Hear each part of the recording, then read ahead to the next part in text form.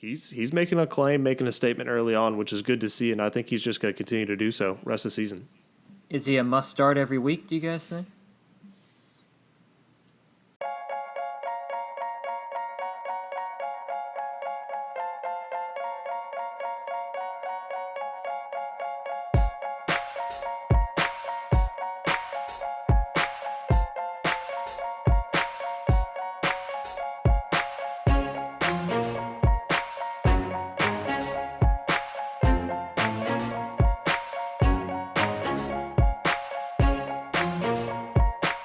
What's up, Guff? Grown Up Fantasy Football is back. Here with James Reiner and Zach Maziars. Joey Marino here. And we're here to tickle your fantasy football. What is it? Your fancy? Yeah. Yeah. I almost said your fantasy. Lineups. So today we're going to be giving you our top 5 reactions from Week 6. But before we get into it, if you enjoy this kind of content, this kind of fantasy football content, be sure to like and subscribe if you're watching on YouTube, and be sure to subscribe if you're listening on anywhere on the podcasts. We're putting this content out, I think, 4 days a week now. Big bump up there. Wow. That's right. Wow. That's for you guys. So we took the extra time out of our busy, jam-packed lives. So if you don't mind doing us the favor of liking and subscribing, that'd be very nice. So without further ado, let's get into today's topic.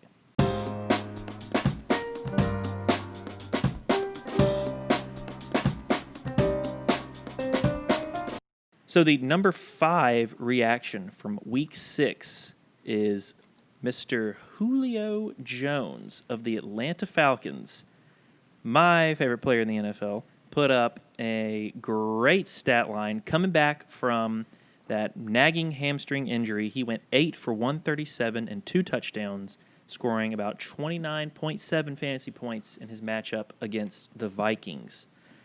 I thought this was a great day for Julio, for Matt Ryan, for the entire Atlanta team, and maybe even the city of Atlanta as well, excluding the Georgia and the Braves, but Excluding for the everything else in Falcons.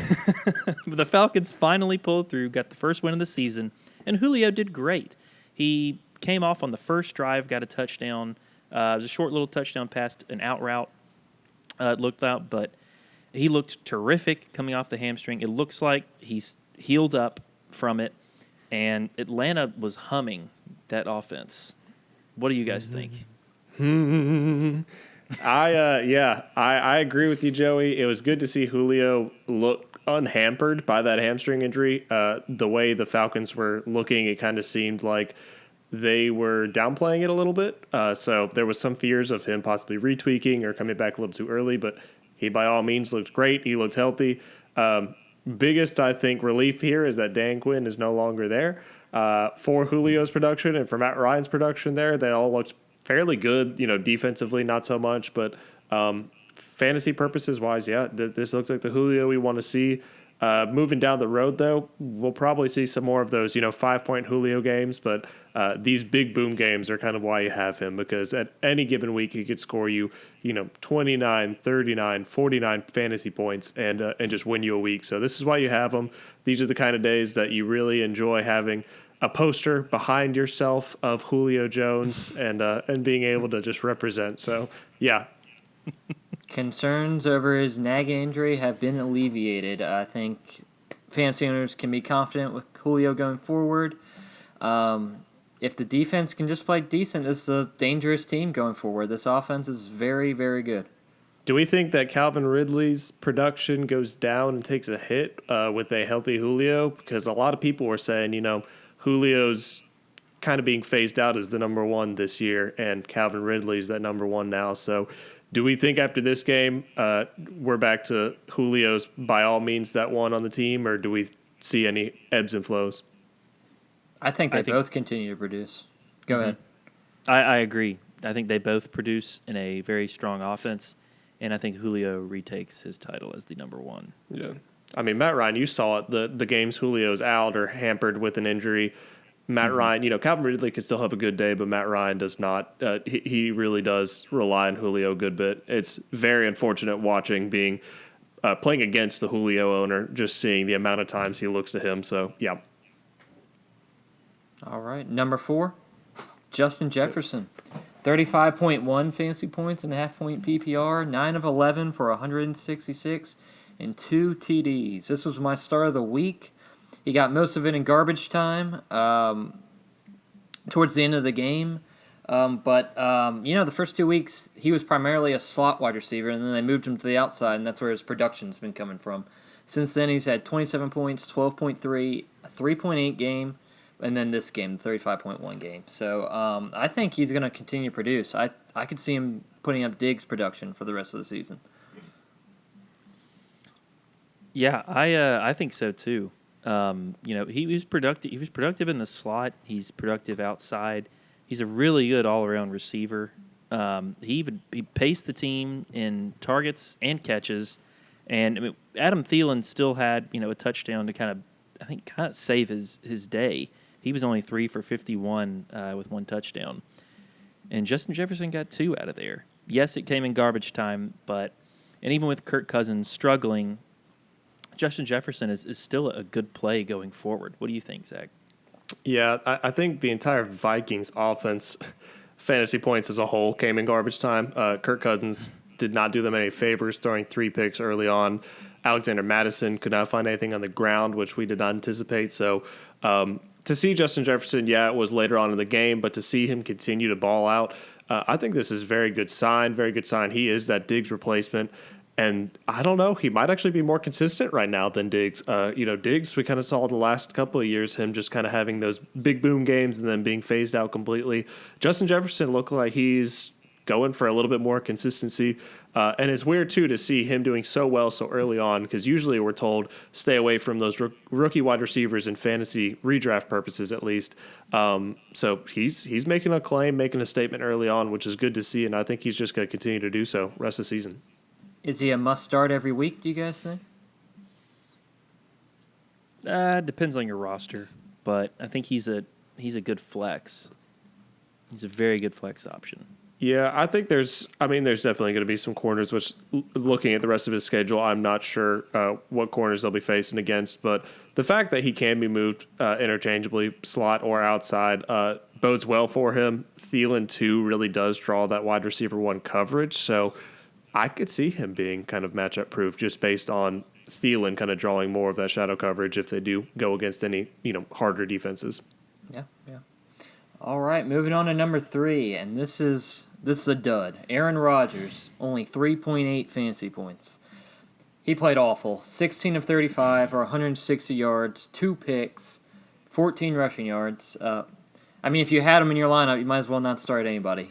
He lost you You probably lost a lot of games this week for a lot of people. Yeah. Yep, I sure did. Yep, as an Aaron Rodgers owner, this was a very dismal output. But there were a few things that they said after the game that kind of led me to think, well, this isn't going to be necessarily a repeat. One, I think it's the matchup. Tampa Bay is a very talented defense, and Todd Bowles called an incredible game against the Packers. And 2, Matt LaFleur kind of hinted at having a pretty bad week at practice for the Packers. So it sounded like they were not really gelling. It was not one of their stronger practice weeks. I think they're going to regroup. I don't think this is a sign of regression really for Aaron Rodgers. Yes, it brought him back to earth for fantasy purposes, but I think it's the matchup. Tampa Bay is just really good on defense.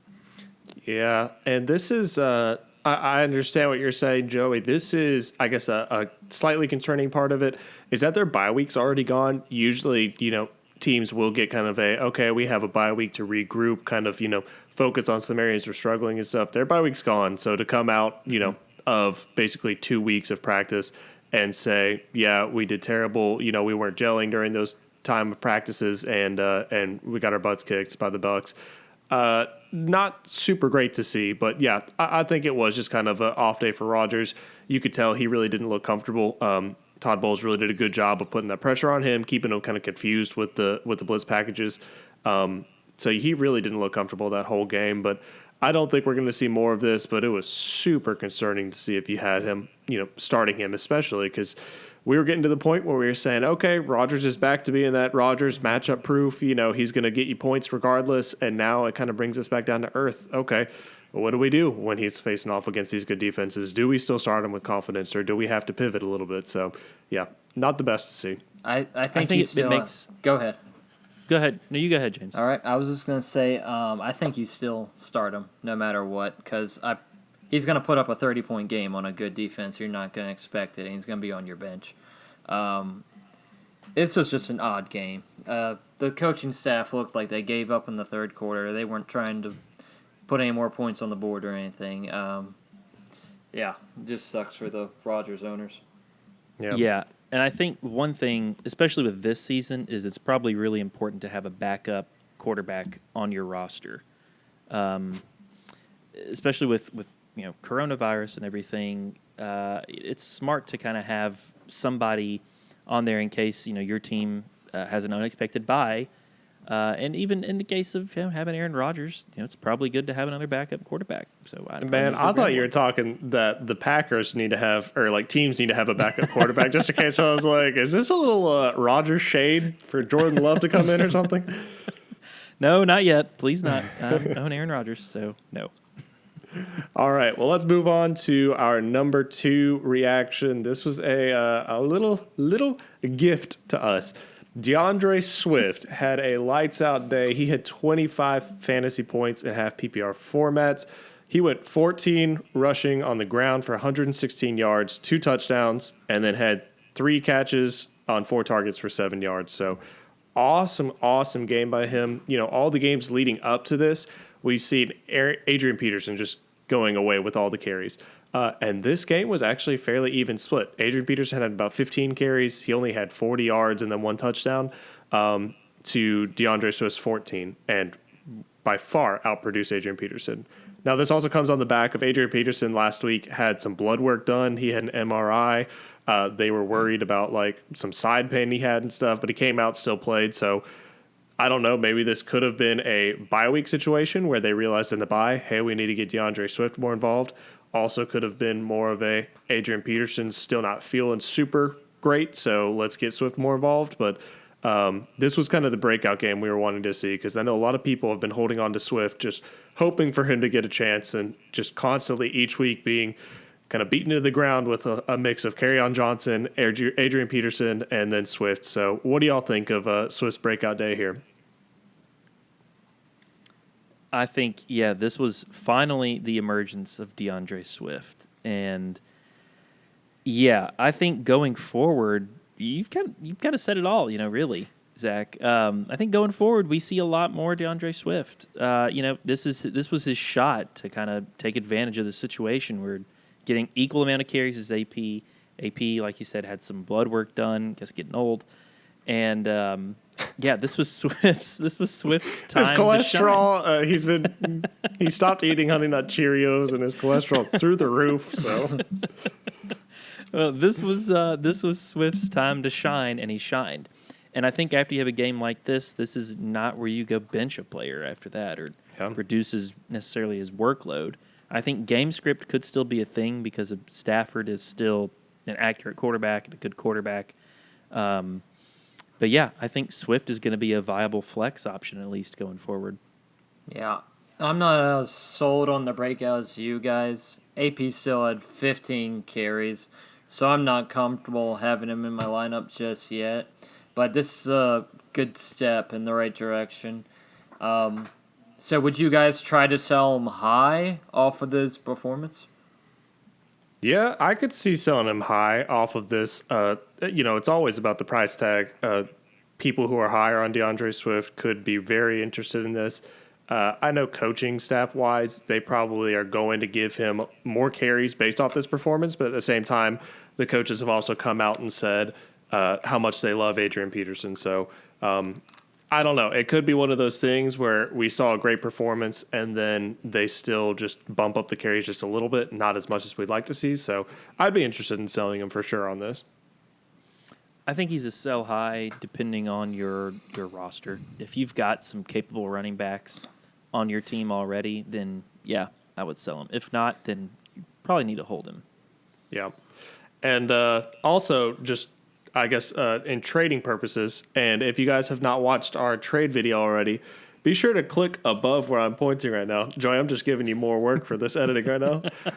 To watch this video on trades, because we actually talked a little bit about one of the Lions' running backs being traded, or a potential trade before the deadline. So who knows? Maybe if a Lions running back gets traded before that deadline, this frees up a lot more touches and kind of clears up this murky backfield for us. So, all right, we're moving on to our number one top reaction. Juju SmithSchuster. This was a dud. 1.6 points and half PPR formats. He only had 2 receptions for 6 yards. Right now on the season, he is averaging only a 17% target share. He's averaging only 120.5 air yards total for the season. So it's just not looking good for him. Deontay Johnson's currently out right now, but they have Chase Claypool, who's starting to make an emergence. They have James Washington kind of getting into the fold. It's looking like Juju's not really their go-to. What do y'all think? I'm furious if I'm the Juju owner. You drafted him as a wide receiver 1, and he is not producing. With the emergence of Claypool, I think that's hurting his value a little bit. And, this game script was a little off. Only 22 pass attempts for Big Ben.